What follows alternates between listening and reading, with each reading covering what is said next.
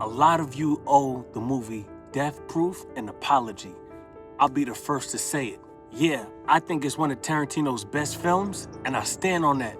But I'm gonna give you some reasons why Death Proof, and if you haven't seen it, go check it out, is one of Tarantino's best films today.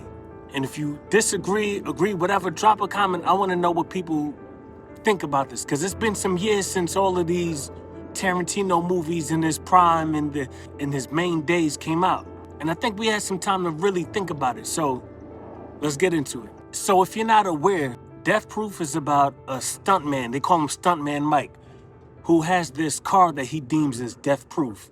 So basically, this car is maximized for all sorts of damage that it can endure on his side, while one of his victims in the right, when he does a major car crash or some crazy wreckage, they'll get beat to smithereens by the car crash, but his area, his driver's seat remains unscathed.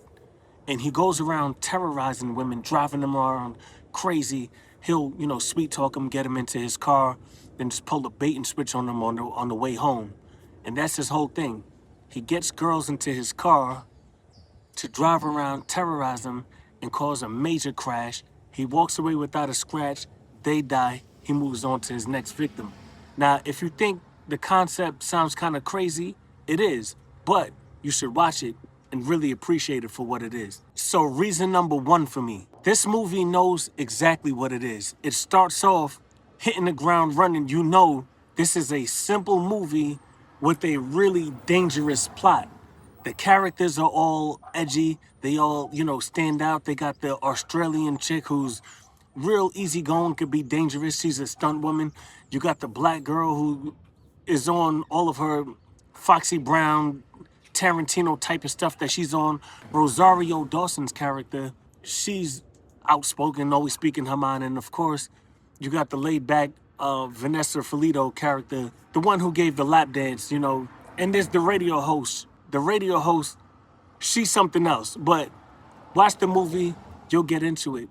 But nonetheless, getting back to my original point, this movie knows exactly what it is. It's really calm, it's simple. You're not watching this movie thinking, okay, is there gonna be this or is that person gonna, like, you kind of know who the villain is, you know who the good guys are. And it's as simple as that. I think that kind of really ups the popcorn effect to where, unlike watching a Pulp Fiction, which is great, but you don't got to sit there wondering, okay, wait, how to connect this guy to that, or is this going to do that? Even with Kill Bill, and you're like, okay, so where's this going? What did Bill do? There's a lot to figure out. I feel like with Death Proof, it knew exactly what it was. It's simple, but yet still keeps all of the Tarantino traits that you're used to. And it allows you to enjoy it for what it is without having to figure out too many things, connect this dot with that dot. And it's as simple as that. Now you can really sit back and enjoy the dialogue. You can really wonder what Mike is gonna do next or how they're gonna get out of this crazy scenario. And I really think that this movie was able to do that because Tarantino went into this not trying to do anything. He's not trying to outdo his old record.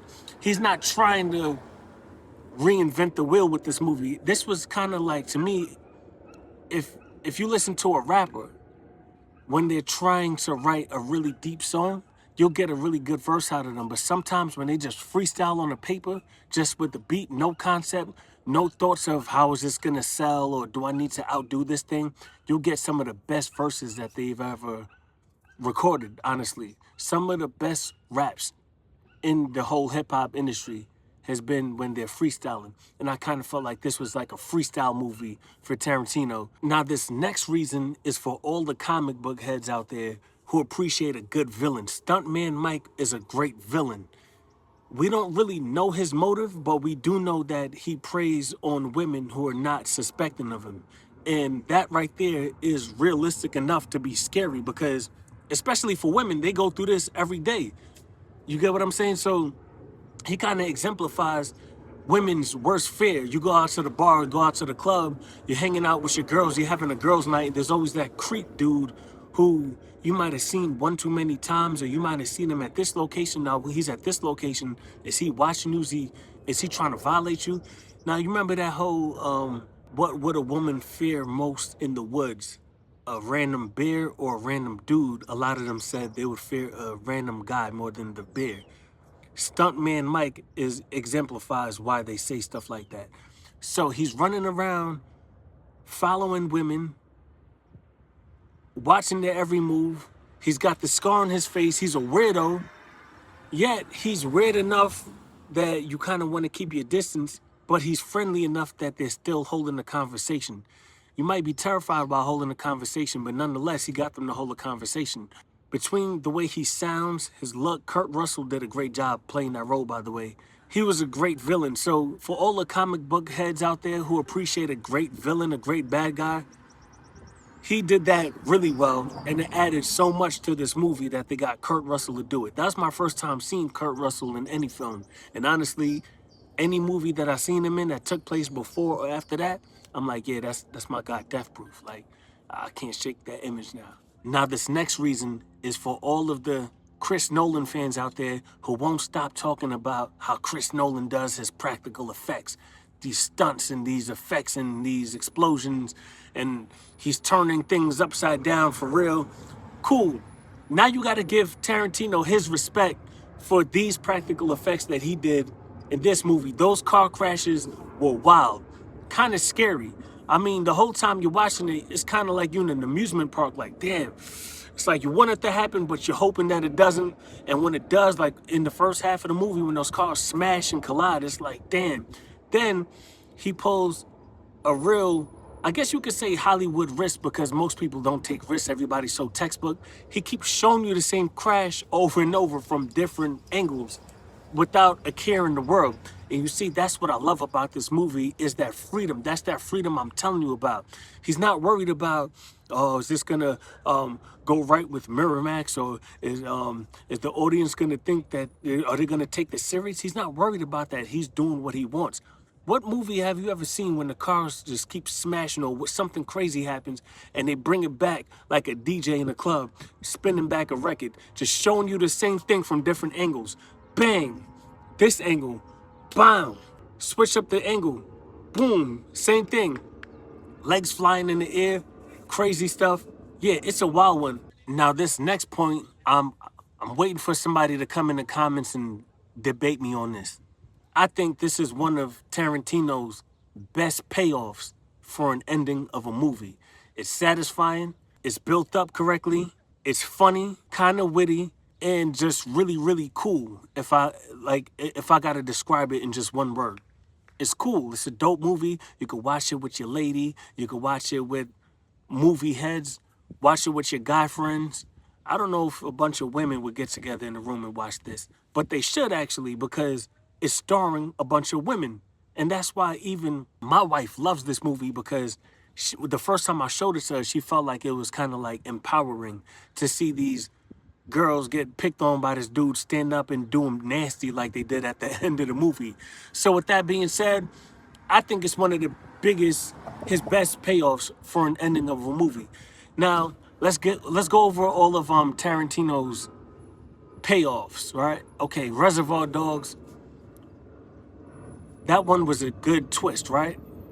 But you were kind of expecting somebody to be, but if you see the movie, cool.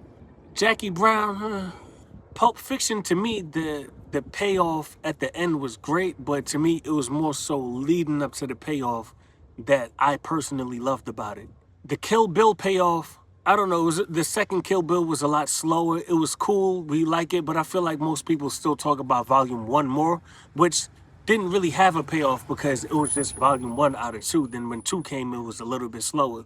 Moving on to Inglourious Basterds, that was a good one. That was a real good one. I'm sure some people might debate that. That's their favorite. Me, I'm running with Death Proof. Hateful Eight, Once Upon a Time in Hollywood, now I would say that's probably the second best payoff next to Death Proof. Again, we're talking payoff, not full movie, just the actual payoff at the end. The one that got you the most excited. So with that being said, I think Death Proof had one of Tarantino's best payoffs, or the best payoff out of his whole catalog. Yeah, I said it. Debate me in the comments.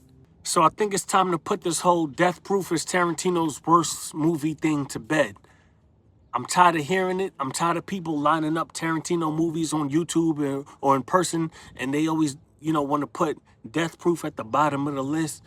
They're not trying to put some respect on its name. They need to put some respect on its name because I think people kind of just a lot of fans can sometimes become sheep. They wait for critics or the awards to, validate something, and everybody else just falls in line. What's Tarantino's best movie? Pulp Fiction, Kill Bill. It's always the same thing, and that's cool. Maybe it's like that for a reason, but I'm just here to give my perspective.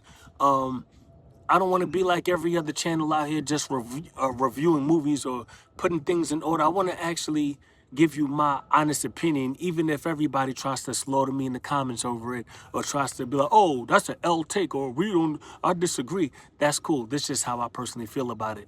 Have you seen Death Proof? And if you have, how long has it been since you watched it? Give it another watch, and if you haven't seen it, this is a good time to give it a good watch right now. I feel like we're in this era where classic movies, or a lot of movies from the 2000s, just like music and just like fashion, is coming back in style, and you might not want to skip over this one.